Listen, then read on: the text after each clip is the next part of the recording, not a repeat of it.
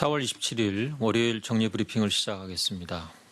오늘 0시 기준 신규 확진 환자는 10명이며 현재까지 치료받고 계신 환자분들은 1,731명입니다. 총 사망자는 243명이고 안타깝게도 어제 한 분이 사망하셨습니다. 고인의 명복을 빕니다.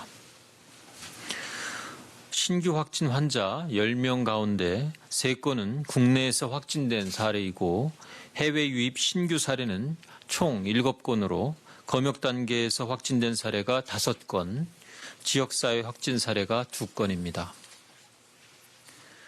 오늘 아침 정세균 총리 주재로 열린 중대본 회의에서는 생활 속 거리 두기의 이행 준비 상황과 계획 등을 논의하였습니다.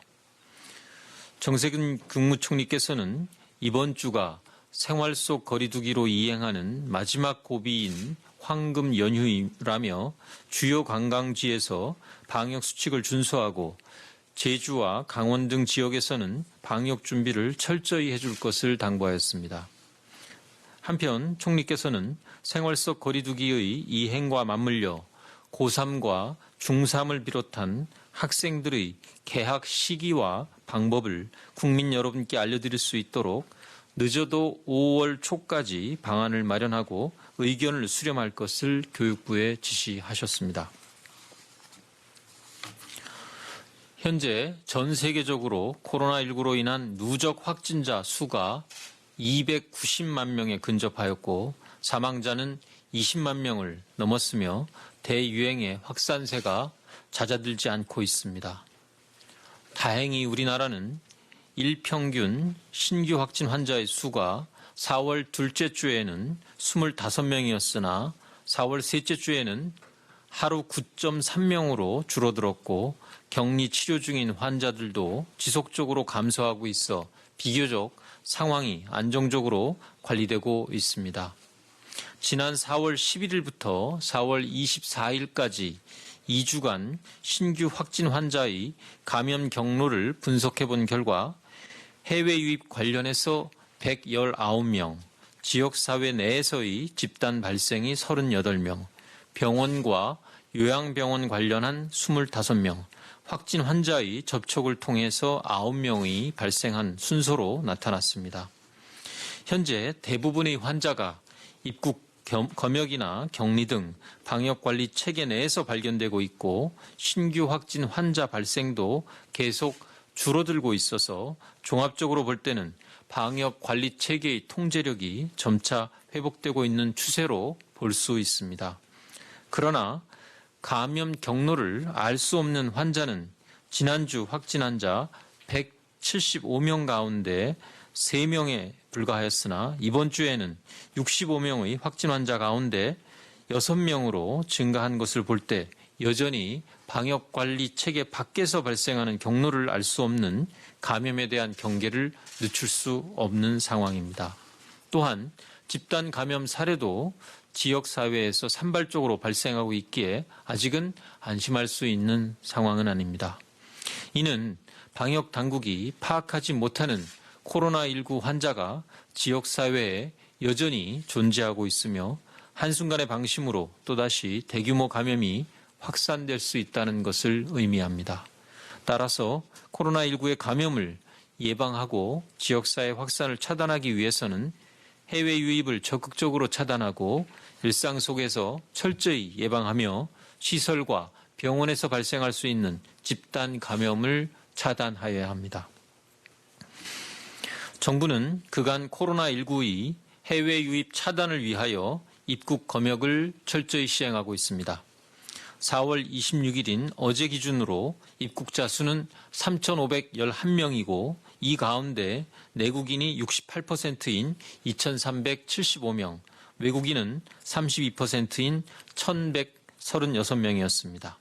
최근 입국자 수가 전반적으로 감소하여 3,000명대를 유지하고 있으나 검역 단계에서 매일 5명 이내에서 신규 확진 환자가 발생하고 있기 때문에 검역 강화는 계속되어야 합니다. 정부는 그간 코로나19의 해외 유입을 검역 단계에서부터 조기 발견하여 차단하기 위해 입국하는 내 외국인을 대상으로 발열 체크와 특별 검역 신고서를 작성하는 특별 입국 절차를 운영하고 공항 내의 개방형 선별 진료소를 설치하였으며 임시 대기시설과 임시 생활시설을 운영하고 있습니다. 또한 지난 4월 1일부터 전체 입국자를 대상으로 14일간 자가격리나 시설격리를 하도록 조치한 바 있습니다. 정부는 앞으로도 코로나19의 전 세계적인 확산 상황과 해외 입국자 현황을 면밀히 모니터링하는 한편 공항과 항만의 검역을 철저히 실시하여 코로나19의 해외 유입을 차단하기 위한 노력을 계속해 나가겠습니다. 정부는 코로나19의 장기화 상황에 대비하기 위하여 생활 속 거리두기로의 이행을 준비하고 있습니다. 손 씻기와 기침 예절 등의 개인 방역과 공동체가 함께 지켜야 하는 집단 방역에 대한 기본 수칙을 공개한 바 있습니다. 업무, 식사, 이동, 여행 등 우리의 일상 속에서 함께 지켜야 하는 31개 분야의 세부 지침 초안도 공개하여 국민 여러분의 의견을 모으고 있습니다. 최종 지침은 부처별로 이해 관계자들의 의견을 더욱 충분히 수렴하고 생활방역위원회의 논의를 거쳐 우리 사회가 합의하고 수용 가능한 수준에서 확정할 계획입니다.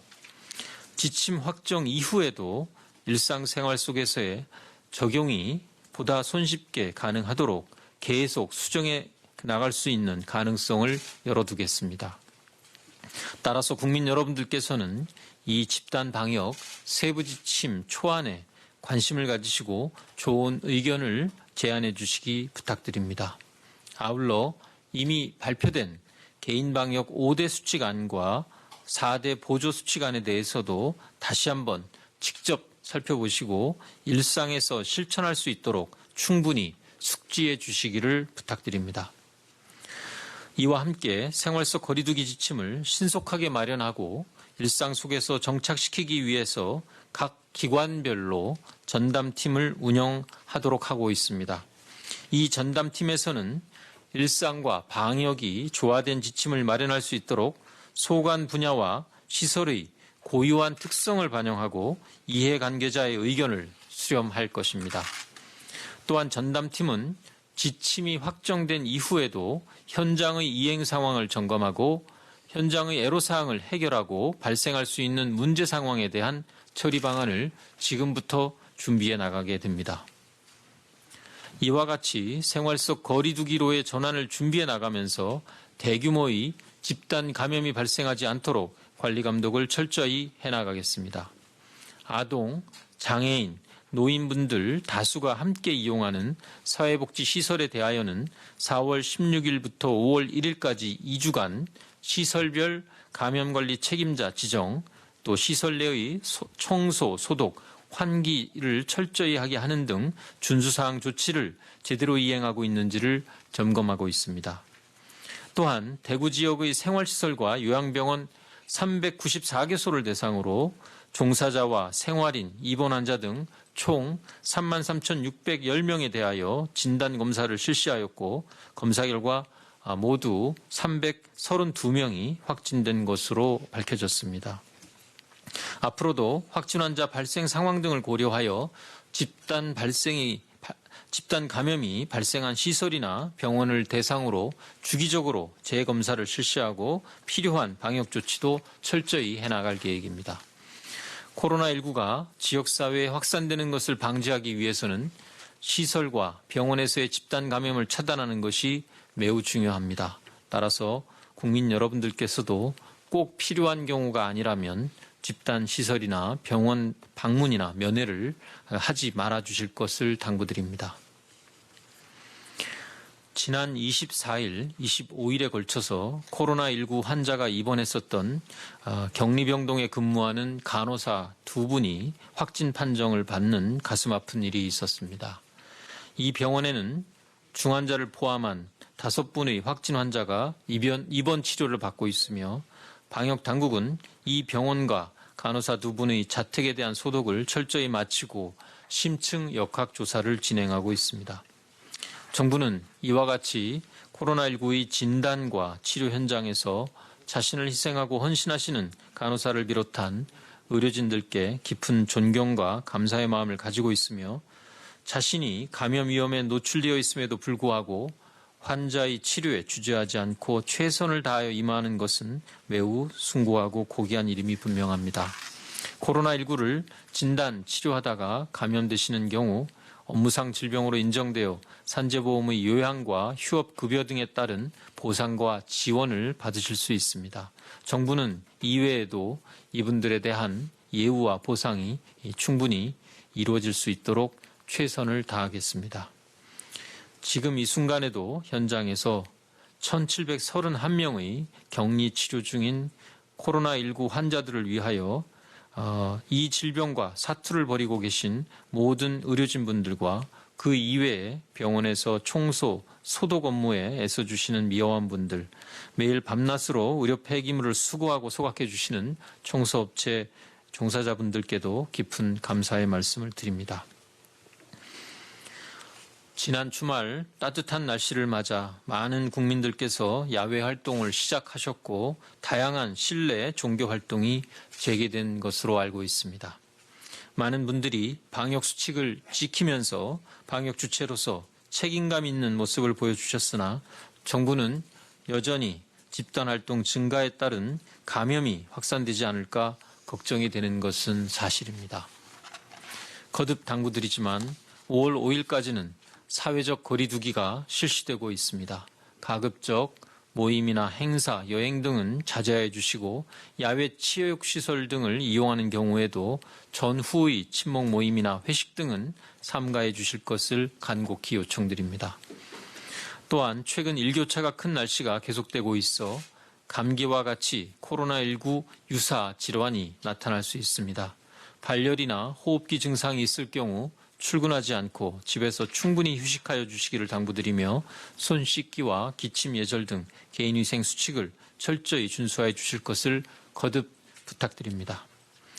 지금도 현장에서 불편한 방역 용구를 착용하고 감염 위험을 감수하면서 환자의 진단과 치료를 위해 헌신하고 계시는 의료진의 노력을 기억해 주시고 한 명의 감염 환자에 의하여 대규모의 집단 감염이 발생하고 국가 전체의 문제로 커질 수 있다는 점을 잊지 말아 주시기 바랍니다. 정부와 국민 모두가 한시도 방심하지 않고 모든 삶의 공간에서 개인 위생 수칙과 거리두기를 지켜낸다면 대한민국은 코로나19의 장기화 속에서도 사회적 연대와 질서를 유지하면서도 슬기롭게 일상생활을 할 수 있을 것입니다. 감사합니다. 네, 지금부터 질의응답 시간을 가지겠습니다. 배석자분들은 단상 위로 올라와 주시기 바랍니다. 14시에 종합방역대책본부 브리핑과 그에 앞서 13시 30분에 식약처 브리핑이 있으니 관련 내용은 해당 브리핑 때 질문해 주시기 바랍니다. 구체적인 통계 등에 대한 문의는 언론 대응팀으로 부탁드립니다. 현재 브리핑은 사회적 거리두기 실천을 위해 온라인으로 진행이 되고 있습니다. 기자분들이 온라인으로 전달한 질문에 대해 답하는 형태로 진행됩니다. 보건복지부 출입기자단에서 사전에 보내준 첫 번째 질의입니다. 전화 상담 및 처방의 한시적 도입과 관련해 제도 종료 시점에 대해 언제부터 논의할 예정인지 혹은 논의 중인지 알려주셨으면 합니다. 또한 현재의 전화 상담 처방에 대한 정부 입장이 어떤 것인지 알려주시길 바랍니다. 네, 전화 상담은 그 코로나19의 특성상 그 증상이 없는 경우에도 그 감염의 발생이 상당히 높다라는 이러한 가능성을 염두에 두고 취해진 조치입니다. 이 비대면 진료를 통해서 환자의 감염 위험, 특히 만성질환을 가지고 계신 분들의 그 의료기관 방문에 따른 감염 위험을 차단하는 효과도 있고, 동시에 의료진과 의료기관을 감염으로부터 보호할 수 있는 이러한 그 기대 효과도 가지고 있기 때문에 방역상에 있어서는 그 매우 효과적인 또 중요한 수단이라고 생각을 합니다. 다만 이러한 그 조치가 좀 장기화되는 과정에서 그 보다 중요성이 높아지는 것이 그 의료기관들을 감염으로부터 철저히 보호하는 것이 매우 중요한 숙제입니다. 아직까지는 우리가 코로나19의 감염 위험으로부터 상당히 벗어났다라고 말씀드릴 수 있는 상황이 아닙니다. 사회적 거리두기가 아직도 지속되고 있고 또 국내외의 엄중한 상황을 고려해 봤을 때는 섣불리 이러한 감염 위험의 효과적인 수단을 스스로 걷어들이는 조치를 논의하는 것은 아직은 좀 시기상조다라고 보고 있습니다.